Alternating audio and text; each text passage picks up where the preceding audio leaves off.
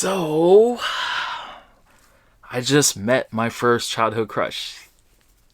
What's good, everybody? I'm your guy Rez, and I am back again with you on my channel for another dope video yet again. Welcome, guys. So in today's video, guys, I just want to share a recent experience that I had this past weekend. I was very, very fortunate to meet my first childhood TV crush and relive so much of my childhood nostalgia this past weekend, guys. I was very fortunate enough to attend Los Angeles Comic-Con, LA Comic-Con, and I met the talented Amy Jo Johnson, who portrayed almost pretty much everyone's 90s crush, Kimberly Hart. So she was there this past weekend, and she was doing a meet and greet with the fans and stuff.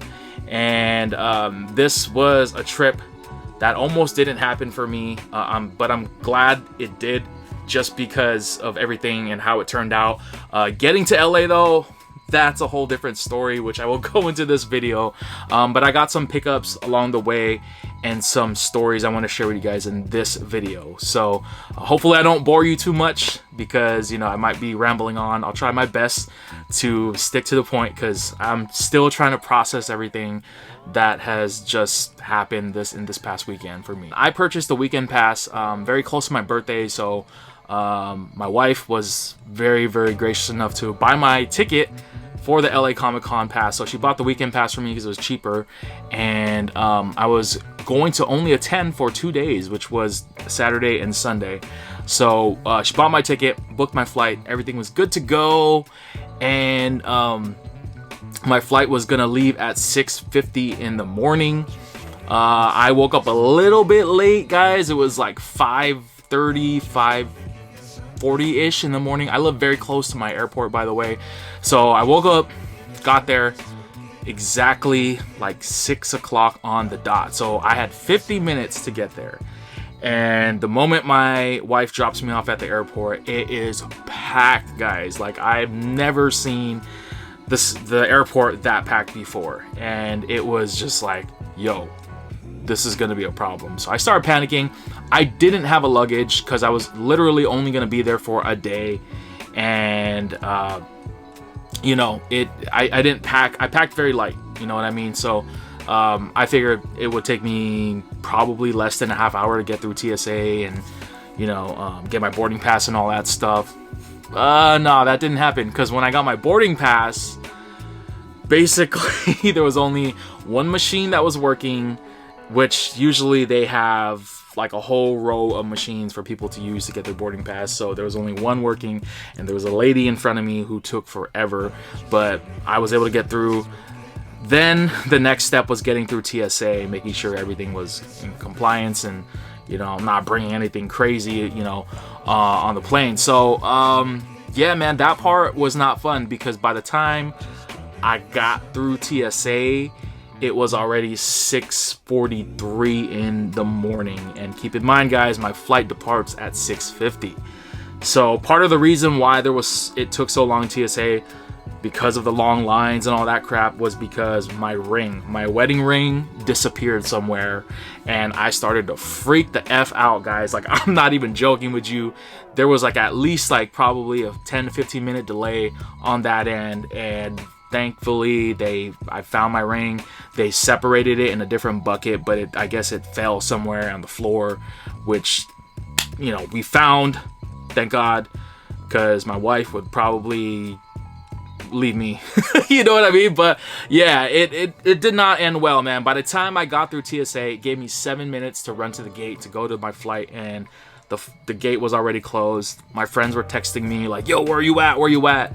And you know, I was like, I'm stuck here. So pretty much I talked to the person at the front desk over there, and, you know, see if they could put me on another flight, which they did. But here's the thing, guys. The next available flight was not going to be until like 2:45 p.m. It's like 6:50 in the morning. So do the math. 6, 7, 8, 9, 10, 11, 12, 1, 2. That's like 8 hours that I'm just going to be waiting for my flight. And on top of that, there was a delay with the flight. So going there, yeah, that part was not fun. Fast forward 8 hours later. Well, 8 hours and like 45 minutes, because my flight got delayed by 45 minutes. I made it on the plane just in time.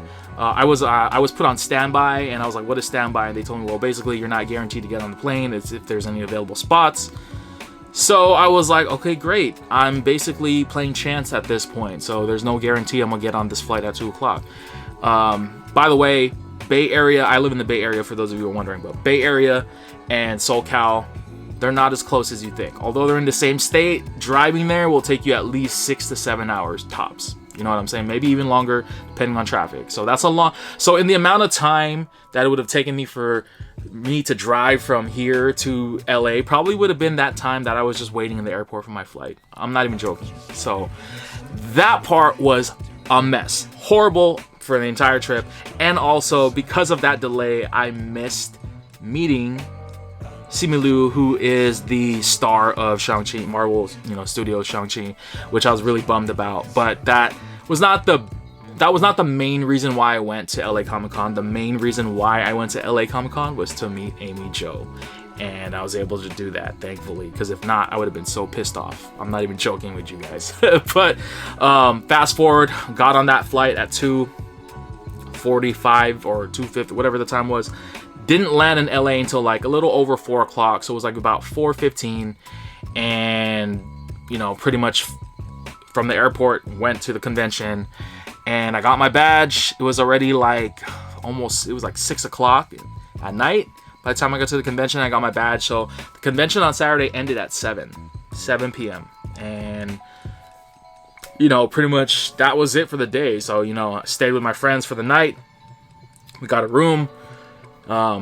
Watched Power Rangers, chilled, had some good food, and it was cool vibes, man. But I was so dead tired, like I was so beat, I passed out like while my friends were hanging out watching Power Rangers and talking about that stuff, man. And they met Amy Jo already, and I was like pretty much left in the dark in that part. But fast forward to Sunday. I know I've been talking about the airport thing for super long. I'm just giving you guys a step-by-step of how my experience was going to LA Comic-Con. So yeah, fast forward to Sunday, wake up in the morning, got some breakfast. I was like, this is the day, man. I got to make this right because I got my ticket and I'm leaving later today. So it's Sunday. I asked my friends where to go because they helped me out. They're like, photo ops are this way, autographs are that way. I already bought my tickets beforehand. For LA Comic-Con, you could buy your photo op tickets or your autograph tickets before the convention actually starts. So that's a good thing. Saves you some time. But here's the thing. The schedule does not always follow what's listed on the website. So there is a app, which is the LA Comic-Con app, which I highly recommend you download. But if you download that app, it will have the program schedule up to date. So if there's any changes that happen last minute, I believe that app should update it as you go because it's not going to be accurate to what's listed on the website. So for anybody that's wondering, LA Comic-Con is a very busy convention. It's a very busy Comic-Con. It's actually right next to the Crypto Arena, which is formerly known as Staples Center, where the Lakers, the Kings, the Clippers play and stuff like that. So it can get pretty packed there. You know what I'm saying? When I went last time, me and my wife went, I believe it was Stan Lee's Kamikaze or whatever. I forgot the name of the convention. That was busy. We were not able to get in and meet who we wanted to meet. We wanted to meet Stan Lee one time and that didn't happen. But yeah, it's a busy convention, so I highly recommend going early as possible for those of you who are wondering. But anyways, it's Sunday. The first thing on my list is to go straight to Amy Jo's line because her autograph was first. It was like from 10:30 to like noon. So I get there at 10:30 and there's already a crazy line. The line is just ridiculously long and it's wrapping around the line right there, and I'm like, damn, dude, I hope I will get a spot to meet her. And I did, but the line took a while. It moved, but I was there for a good amount of time. So basically her handler, the people at the front, as we were getting closer, the time started passing by. It was almost noon, and she had a panel at noon. And they were like, we're just letting you guys know, she's going to go on the panel at noon. So if she doesn't get to you, you know, she'll come back later when she's done with her panel, but you know, you guys will have to wait here. And I'm like, bruh, I am not going to wait for an additional time of the panel just for me to just wait there and while everybody's having fun listening to her speak. And I could be using that time to walk around the convention and see what it's all about. But you know, I was close. I was like 75% there through the line before I met her. So I'm like, dude, come on, we gotta go. Let's get this line moving. So the line started moving quickly, thankfully, and I'm like just literally minutes away from meeting my first childhood crush. And I went up there, talked to her. It was very quick. I could tell that she was very trying to, get the line going. And, she was nice. She was a sweetheart. You know what I'm saying? But like, yeah, I got a picture with her later that afternoon, got an autograph, which I have some things here. So I had her sign some things. So I had her sign this nice little 8x10 she had at her booth. So for those of you who are wondering, she does have like photos. If you don't have anything for her to sign, she does have prints available at her table. As long as you buy an autograph, you can grab one of these 8x10s and she'll sign it for you. She'll personalize it, whatever case may be. So she had different things. She had different Pink Ranger stuff, some things from her other shows and things that she's done throughout her career. But I mean, obviously I'm gonna go for Kimberly Hart. Obviously this is my childhood right here. But I don't know if you can see that, but it's kind of bright. But had it personalized out to me. My real name is Josh, for those of you who are wondering. So it's morphin' time, and she wrote in the pink right there with the little heart and the arrow. So that was very, very nostalgic. And then I have some other items that I had her sign as well. This is another item that I had her sign. Big shout outs to Aaron Coney, who designed this dope piece right here, this graphic of the original Mighty Morphin, the original 6 right here, just standing on top of a mountaintop. This is from when Power Rangers had their 20th anniversary. I don't even know how long it's been now. So it's 14, 15, 16, 17, 19. Yeah, it's probably like, I think they're almost on their 30th. I don't know. Time flies. But I have this complete. It is now complete, guys. It is signed by all 6 Rangers, with the exception of Twee, who passed away back in 2001. But I had Aisha, who played the character, the Yellow Ranger. Aisha, Karen Ashley, right there. Sorry, it's kind of blurry, guys. But yeah, I had everybody hand sign these, and I had her put a little, thing on here where it said, "We miss you, Twee," in honor of Twee, But yeah, I had her sign on the Yellow Ranger spot right there. Had Walter Jones, aka Zach, Austin St. John, who played Jason, the first leader. And then we have, of course, my man, rest in peace, JDF, who signed this for me in gold. David Yost, who played Billy, the Blue Ranger, has signed it. And Amy Jo finished it off right here, guys. So this print is very old. This was from like 2014. So it's 2022 in December, and it is now complete. So it only took me like, what? That was like 8 years, 7-8 years to complete it. I also had another item that she signed, which is right here on the back. This one is my oldest Power Ranger piece that I own. This was from their fan club. If you're a 90s baby, you probably know what I'm talking about. If you don't, then I don't know what you were doing in the 90s. But yeah, basically they had this like fan club thing. It was like a box that had all this like little swag and certificates of you being a Power Ranger as a kid and stuff like that. And this was one of the items. I don't have all the items, unfortunately. This is the only thing I kept from that box. I don't know where all that stuff went, but yeah, I started to get this signed a while ago, like back in 2013, 2014. So just like the print that I showed you previously, this is all signed by the original cast minus Twee again. Like I said, her spot is empty, unfortunately. But to say that I met all the other 5 is just, that's an achievement unlocked right there. So I had Walter sign it, Amy Jo finished it off. I had ASJ sign it, JDF, and I had David Yost sign this. So this is a very old piece right here, guys, and I'm very, very excited to have that stuff signed. Also have another thing I want to share with you guys real quick that I got signed. It's hanging on my wall, but let me bring it back down. All right, guys, so this right here has been hanging in my wall for years. I've had this in my collection for quite some time, but I was able to acquire this from a talented artist known as Daniel Coney, a very, very talented artist from the Detroit, Michigan area. Highly recommend checking out his page, D Coney Art. I will link his page in the description if you want to see what he's about, man. But I was very fortunate enough to meet his brother Aaron and Daniel, you know, in the same convention back at Power Morphcon. And Daniel is a very talented artist. He did this piece right here. This is a 1-of-1, guys. So he made a lot of like 8x10 prints of this image, but this is the original canvas. So all those 8x10s you see out there, this is what it was inspired by, and I own this 1-of-1. So that is very, very special to me. This is probably like one, if it's like definitely on my top 3 holy grails of Power Ranger stuff of all time in my collection. So to show this to you guys here on my channel and in this video is very emotional for me.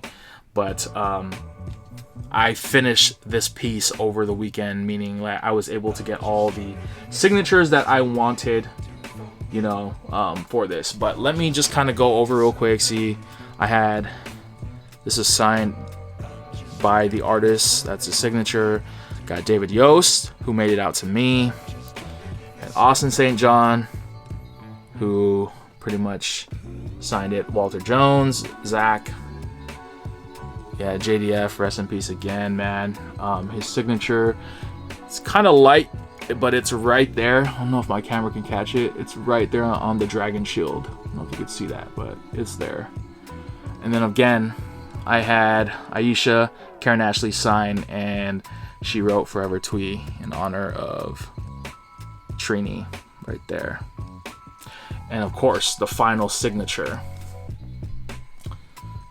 is Amy Jo's, which is right there, guys. So yeah, it is finally done, guys. Like, looking at this on my wall, it's always left like an empty part in my heart, because I was like, this area right here is the only place that needs ink, and it finally was inked over the weekend, man, by the wonderful Amy Jo Johnson, man. So thank you, Amy Jo, for coming out to LA Comic-Con and making all the 90s babies' wishes come true, man. This is a piece that I will cherish in my collection for forever. And the final item that I had her sign for me was when I took a photo with her. So I took a professional photo. I did the photo op with her, which is right here.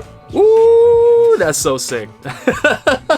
But yeah, this is a photo, man. I did a professional photo op with Amy Jo, and I had her personalize it for me in pink. But as you can see, repping the Green Ranger hat right here that I got on my dome in this picture. Shout outs to Taiti Attire for the Green with Evil shirt. Had to rep my man JDF. By the way, she said that she loved this shirt, so you're doing something right, homie. So keep it up, man. But yeah, man, she posed with a lot of fans. She was doing a lot of this in a lot of pictures. I kind of wanted to like do a different pose, because if you look at like a lot of different people's pictures that they took with her, she's almost like 90% of the time she's doing this. I'm sure she probably would have done something different had I asked, but I mean I got a picture with her. I can't complain, you know what I'm saying? But yeah, this was a nostalgic moment for me, and having her personalize it to me, writing "It's Morphin' Time" in that pink is just, yo, 90s childhood crush unlocked. So yeah, man, this was cool. You know, got the picture, then went back to our line, and then did another signing, waited another hour. So it took a long time, guys, to meet her. And I'm not even joking, her line was really long, which is a good thing.